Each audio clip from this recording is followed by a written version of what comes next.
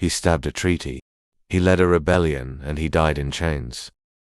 This is the story of Osceola, the Seminole warrior who defied America. Florida was home to the Seminole nation, free, fierce and proud until the U.S. wanted them gone. In 1830, President Jackson signed the Indian Removal Act, forcing southeastern tribes westward, on what became the Trail of Tears. The Seminole refused. They wouldn't sign away their swamps, their sovereignty, their soul. Osceola saw through the fraud. He called the 1832 treaty a lie and refused to bow. His defiance sparked a flame.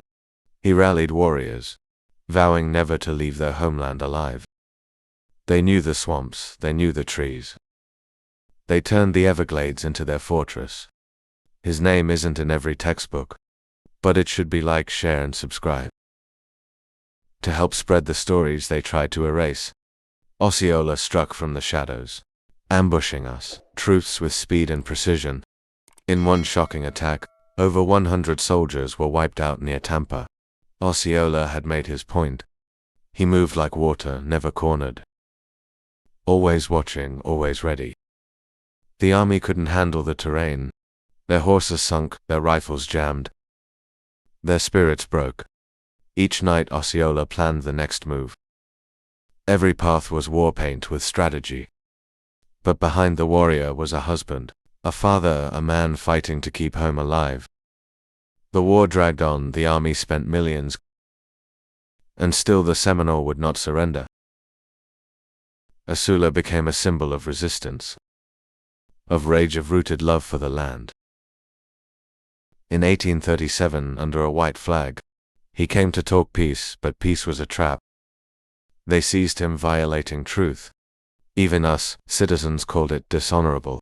He was shackled, sent far north to Fort Moultrie. His war had ended, not his spirit.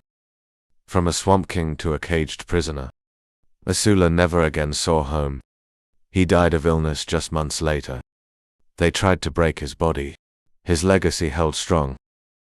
News of his capture under truth shocked the nation. Even enemies mourned the warrior's honor.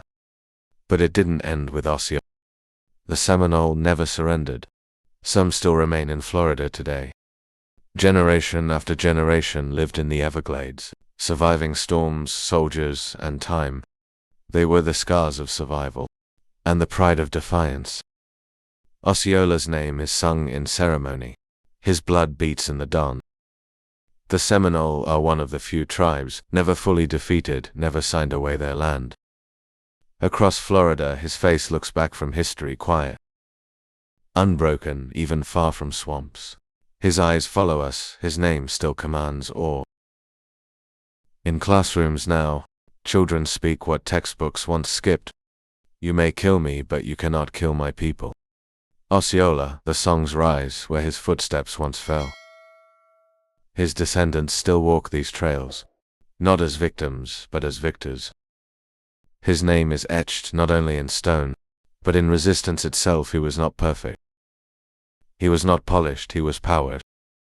In its rawest form, the stories passed down are not history. They fuel what Osceola fought for: roots, freedom. Fire lives on in each lesson. The language, the oath. The homeland still here, the swamp never surrendered. Neither did its guardians. When you look into fire, see Osceola burning still. From a knife in a treaty to flags in the wind. He walks now among stars, but his footprints stay. Strength is not just resistance. It's remembering this was Osceola. The warrior, the rebel, the heart of the Seminole. We are still here because he was. In every painting he watches, in every beat he marches, and in every drop of this land his spirit stirs.